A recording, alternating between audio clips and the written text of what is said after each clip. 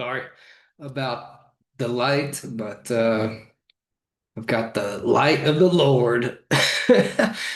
But have you ever noticed how often the Bible speaks about this rock of salvation, a rock that protects, that saves, that gives water in the wilderness and stands unshakable through every storm?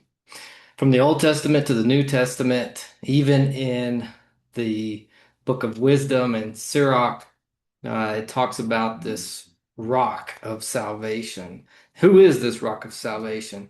We've got the Apostle Paul in Corinthians. He says, "For they drank of that spiritual rock that followed them. That rock was Christ." That's 1 Corinthians 10:4. So Jesus Christ is the rock of salvation. And so we're going to trace this theme through the scriptures. And the first truth is that God himself is called the rock. In Psalms, it says in Psalm 18:2, "The Lord is my rock and my fortress and my deliverer." Again, he is my rock. He only, David says in Psalms 62:2, he only is my rock and my salvation. He is my defense. I shall not be greatly moved. He's called the rock, the salvation. It's not just strength, it saves. Moses in the wilderness that Paul was talking about, Moses declares he is the rock. His work is perfect. Deuteronomy 32:4. And later, for their rock is not like our rock. It's talking about other gods. For their rock is not like our rock. Deuteronomy 32:31.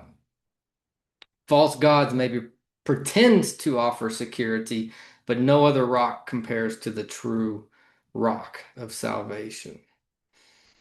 And one of the greatest symbols um,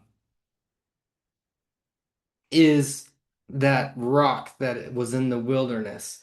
In Exodus 17:6, it says, "Behold, I will stand before you." This is God talking to Moses. "Behold, I will stand before you there on the rock in Horeb, and you shall strike the rock, and water will come out of it, that the people may drink." And then it happened. Moses struck the rock, water came out, and the people drank. And even I saw an archaeological video, and this guy claims to have found that rock in Horeb, a huge boulder that's split in two.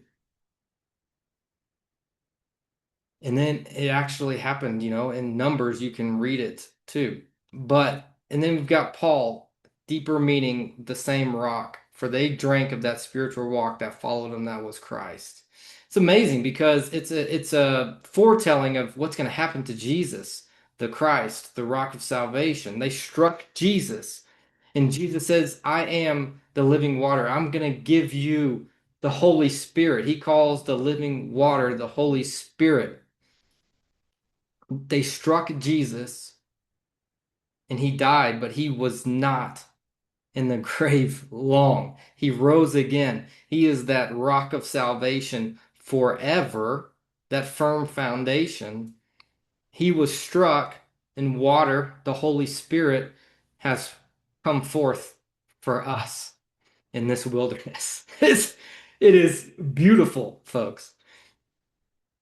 So Jesus himself says, "If anyone thirsts, let him come to me and drink." John 7:37. The rock gives water. Christ gives life. So even in the book of wisdom, it says they thirsted and called upon you, and water was given them out of the flinty rock. Wisdom 11:4. Sirach 48:17. He made streams flow from the rock and caused waters to run down like rivers. So this is Jesus himself speaking in the Gospels. Matthew 7:24. Whoever hears these sayings of mine and does them, I will liken him to a wise man who built his house on the rock. What is that rock? That rock is Jesus Christ, the rock of salvation. A life built on Christ stands firm through the storms. Peter says, the stone which the builder rejected has become the chief cornerstone. Acts 4:11. And Isaiah prophesied, behold, I lay in Zion a stone for a foundation, a tried stone, a precious cornerstone, a sure foundation. Isaiah 28:16. Jesus is that sure foundation. You can try to make your foundation on sand of money, pleasure, popularity, fame, even religiosity, right? Just like the Pharisees and the Sadducees. Uh, Jesus was a threat to them because they would lose their place as in the priestly Jewish system of the law. And Jesus threatened that, especially in their eyes. And so they didn't follow him. And we can kind of do the same thing. If we get caught up in these man-made laws and traditions and lose that soft heart for the people, for the downtrodden, and not help each other and get caught up in arguments in our human resources. And I've been guilty of that myself. But the rock of salvation saved me. And my foundation is on him, not on any man-made system. Because only the rock remains. And it says in Acts 4:12, nor is there salvation in any other, for there is no other name under heaven given among men by which we must be saved. If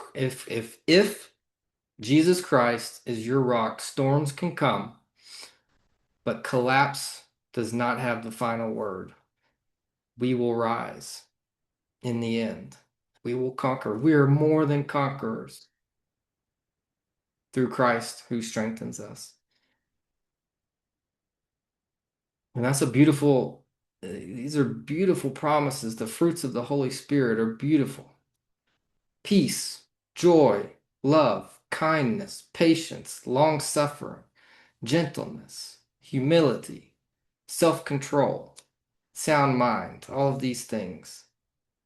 Beautiful gifts and promises of the Holy Spirit that are available to us if we build our life on Christ,